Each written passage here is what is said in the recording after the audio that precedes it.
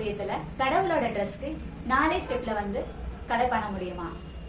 ஆமாங்க, இந்த வீடியோல விநாயகரோட ட்ரெஸ்க்கு 4 ஸ்டெப்ல எப்படி ஈஸியா நம்ம வந்து கலர் பண்ணலாம் அப்படிங்கறத பத்தி தான் வந்து பார்க்க போறோம்.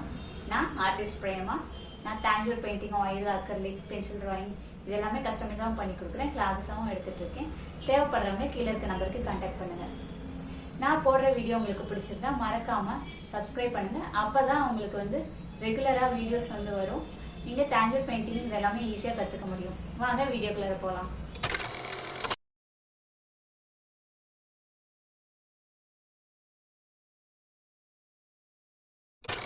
ஹாய்ங்க, welcome to baby Tanjore art gallery. இப்போ நம்ம ஃபஸ்ட்டு ஸ்டெப் என்ன பார்க்க போகிறோன்னா அதோட மெட்டீரியல் தான் நம்ம வந்து பார்க்க போகிறோம். அதுக்காக நம்ம வந்து 2 ரவுண்ட் ப்ரஷ் வந்து நான் எடுத்திருக்கேன். ஒன்று 000 ப்ரஷ், இன்னொன்று வந்து நம்பர் 4 இல்லைன்னா நம்பர் 2 நம்ம வந்து யூஸ் பண்ணிக்கலாம்.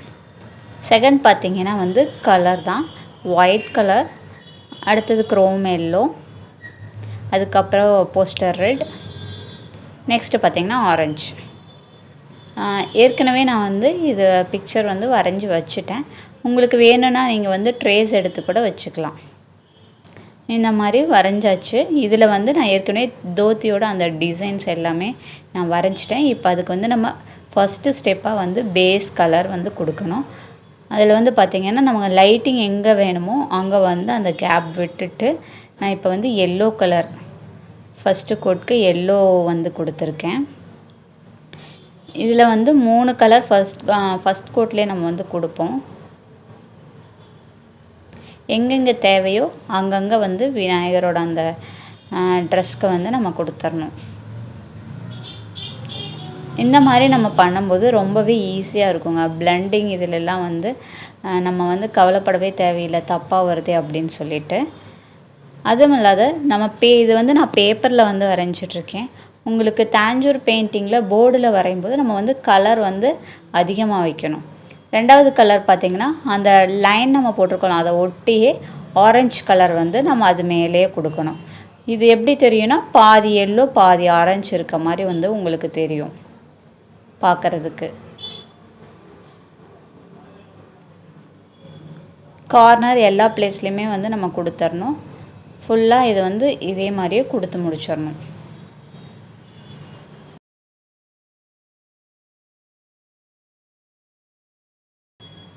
இது வந்து ரொம்ப நீட்டாகவே இருக்கும்.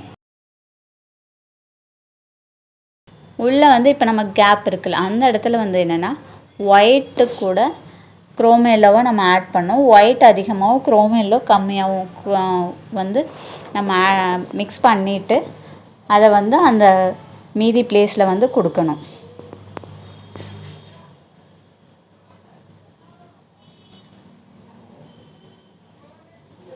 அவ்வளோதாங்க, இதுதான் ஃபஸ்ட்டு ஸ்டெப். கலர் ஃபில்லிங் வந்து முடிஞ்சிருச்சு. இந்த மாதிரி எல்லா இடத்துலையும் நம்ம வந்து ஃபில் பண்ணிக்கணும். அதனால் அந்த இதை ஃபில் பண்ண முடியும்.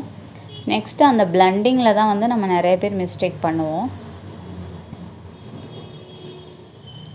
இப்படி ஃபில் பண்ணி முடித்ததுக்கப்புறமா அது கொஞ்சம் ட்ரை ஆகணும். ஸ்டெப் 2 ட்ரை ஆனதுக்கப்புறமா க்ரோம் எல்லோவே நம்ம எடுத்து லைட்டாக வந்து அந்த ஆரஞ்சு எல்லோ இருக்கிற இடத்துல வந்து நம்ம கொடுத்தோம்னாவே அது பிளண்ட் ஆகிடும். சும்மா லைட்டாக டச்சப் மாதிரி மட்டும் நம்ம வந்து கொடுத்தோம்னாவே ரொம்ப அழகாக பிளண்ட் ஆயிரும். நீங்கள் ரொம்ப நிறையா கோட் கொடுத்து அதை வந்து பிளண்ட் பண்ணுறேன்னு ரொம்ப கஷ்டப்பட்டு நம்ம பண்ண தேவையில்லை. ஸோ இப்படி நம்ம கொடுத்தோம்னாவே அது அழகாக குயிக்காக பிளண்ட் ஆயிரும்.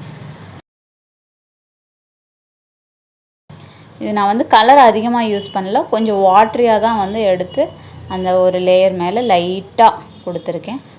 உங்களுக்கு கேமராவுக்கு வந்து அது வந்து பார்த்தா ரொம்ப டார்க்காக இருக்க மாதிரி தெரியும், பட் லைட் ஷேட் தான்.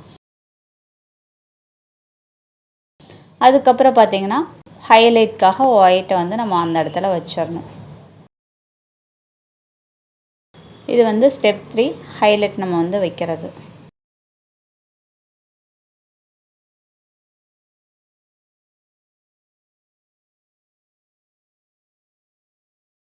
அதுக்கப்புறம் பார்த்திங்கன்னா வந்து இது கொஞ்சம் லைட்டாக நம்ம அதுலேயும் வந்து பிளெண்ட் பண்ணி விடணும்.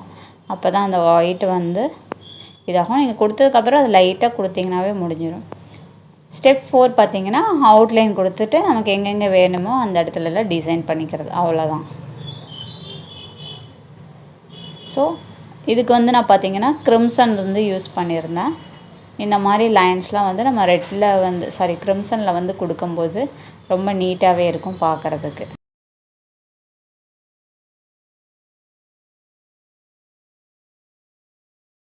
நம்ம இந்த மாதிரி கொடுத்துட்டு இப்படியே கூட விடலாம். உங்களுக்கு டிசைன்ஸ் வேணும்னா நீங்கள் வந்து எக்ஸ்ட்ரா டிசைன் பண்ணிக்கலாம். அப்படி இல்லை தேவைப்படாது அப்படின்னா நீங்கள் டிசைன் பண்ண தேவையில்லை.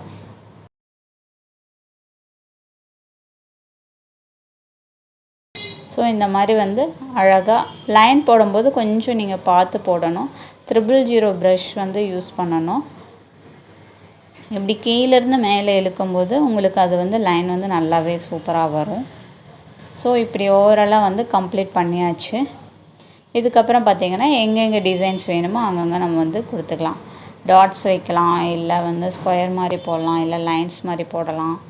நிறையா மெத்தட் இருக்குது. நமக்கு தேவையான டிசைன்ஸ் வந்து நம்ம போட்டுக்கலாம். இப்போ நான் வந்து பார்த்திங்கன்னா இந்த கார்னரில் வந்து லைன்ஸாக இருக்க மாதிரி வந்து போட்டிருக்கேன். அதுக்கப்புறம் பார்த்திங்கன்னா அங்கங்கே டாட்ஸ் மாதிரி வச்சேன் ரெட் சேம் க்ரிம்சன் யூஸ் பண்ணிவிட்டு.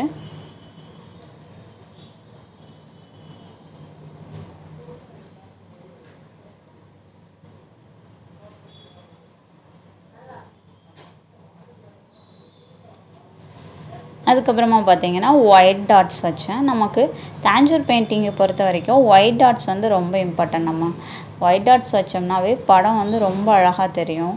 இது ட்ரெஸ்க்கு மட்டும் இல்லை, ஸ்க்ரீன் அதுக்கப்புறம் சாமியை சுற்றி இந்த மாதிரி இடத்துலலாம் வந்து நம்ம ஒயிட் டாட்ஸ் வைக்கும்போது வந்து ரொம்ப அழகாக இருக்கும். பார்க்குறதுக்கும் லுக் வைஸ் நீங்கள் ரொம்ப ஒர்க் பண்ண மாதிரி இருக்கும்.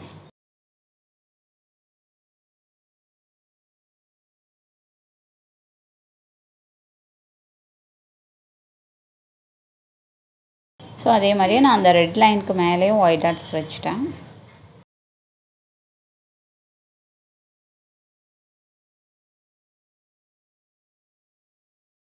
அவ்வளோதாங்க. அதுக்கப்புறம் நமக்கு டச்சப் எங்கேயாச்சும் கொடுக்கணும் அப்படின்னா நம்ம கொடுத்துக்கலாம்.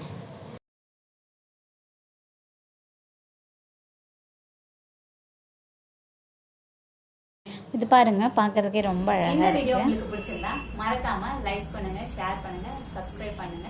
அப்பதான் நான் போடுற வீடியோ உங்களுக்கு வந்து ரெகுலரா வரும். நீங்களும் தாஞ்சூர் பெயிண்டிங் வந்து சுலபமா கத்துக்க முடியும். தேங்க்யூ ஃபார் வாட்சிங்.